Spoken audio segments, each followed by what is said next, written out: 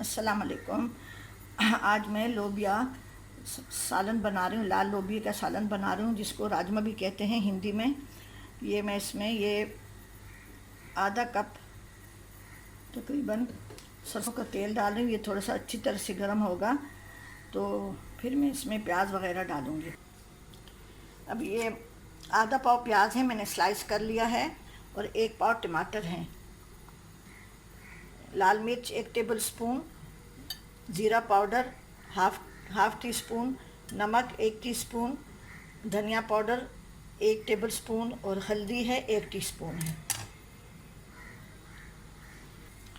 ये तेल जब अच्छी तरह से गर्म हो जाएगा, जो सरसों के तेल में पकाने वाले हैं उनको पता है कि इसकी एक खुशबू होती है, बदबू सी होती है, वो दूर हो जाती है, तो फिर तब सालन कहीं अच्छा बनता है। तो इसको मैं बहुत अच्छी तरह से पकाऊंगी कि इसका कलर चेंज हो जाए। अगर आपने टेस्ट करना है इसको, इस तरीके को हम मीठा करना कहते हैं अपनी ज़बान में। इसमें ये प्याज डालें। ये प्याज जब काला हो जाए तो समझो तेल तैयार हो गया है। वो तेल मीठा करने का तरीका मैंने आपको बताया था। उस तरह से जब प्याज काला हो गया तो मैंने निकाल लिया। अभी ये प्याज जो है ना, ये सोते हो गया है, इसको ज़्यादा पकाना नहीं है। और तेल मैंने इस कप से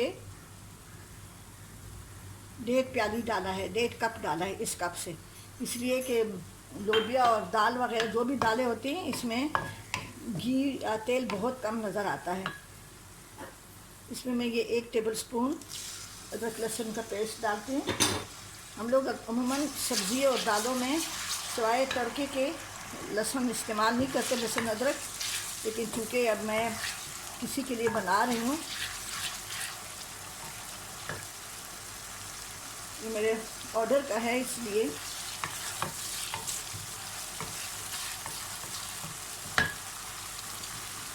साथ में मैं ये आपको मसाले जो मैंने दिखाए थे, सूखा धनिया पिसा हुआ, नमक, ज़ीरा पिसा हुआ, लाल मिर्च और हल्दी।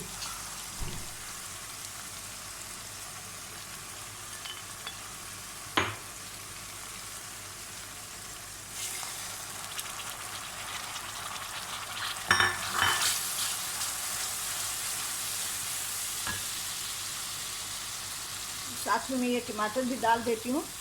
टमाटर इसलिए मैंने मोटे मोटे काटे हैं, ये थोड़े से नरम हो जाएंगे तो इसका छिलका मैं उतार के और उसको चम्मच से अच्छी तरह से मैश कर लूँगी। फिर बिल्कुल इसकी ग्रेवी बिल्कुल स्मूथ आती है, उसमें कोई भी प्याज या टमाटर तैरता हुआ नज़र नहीं आता। इसमें मैं थोड़ा सा ये पानी डाल लेती हूँ ताकि ये इसको मैं ढक के पकाती हूँ, ताकि ये टमाटर, प्याज और ये मसाले अच्छी तरह से पक जाएँ। ठीक है, ये मसाले की भुनाई मैंने कर दी है। इसमें मैं ये आधा पाव दही डाल रही हूँ, जिसको फेंट के इसमें मैंने दही डाल दिया है, आधा पाव फेंट लिया मैंने। ये पुदीना डाल रही हूँ। ये हमारी केपीके की ट्रेडिशनल डिश है, हमारी बड़े ऐसे पकाते थे हमारी जो अम्मी और दादी वगैरह हैं। अब इसमें थोड़ी देर बाद मैं लोबिया शामिल कर दूँगी। इसके लिए मैंने चावल उबाले हैं, ये चावल के साथ में सर्व करूँगी और साथ में रोटी भी बनाएंगे। अभी मैंने 5 मिनट ये पका लिया है। अब इसमें मैं लोबिया डाल रही हूँ ताकि लोबिया का जायका इसमें आ जाए। मैंने लोबिया उबाला है, आधा किलो है, इसको मैंने इसका पानी नहीं फेंका। लोबिया में भी मैंने थोड़ा सा नमक डाला था और मसाले में भी नमक डाला था। ठीक है, अब इसको मैं हल्की आँच पे दम पे रख रही हूँ ताकि पुदीने का और मसाले का जायका लोबिया में आ जाए। ये राजमा या लोबिया करी तैयार हो गई है। इसमें मैंने अंदर भी पुदीना डाला था, ऊपर भी मैंने पुदीना डाला है। इसके साथ मैंने चावल बॉयल किए हैं, इसका मैंने एक प्लेटर बनाया है।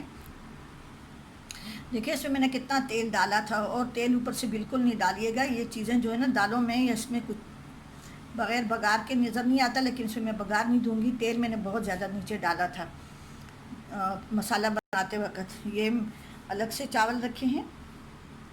ठीक है जी, आप ज़रूर बनाएं। बकरीद आ रही है, उसके साथ गोश्त के साथ ये चीज़ें भी बनाएं ताकि हमारा मील जो है ना वो बैलेंस हो। ठीक है जी, अपने दुआओं में याद रखें। अल्लाह। अम्मा लोबिया डालो ना अपने लिए, चम्मच लेके आना।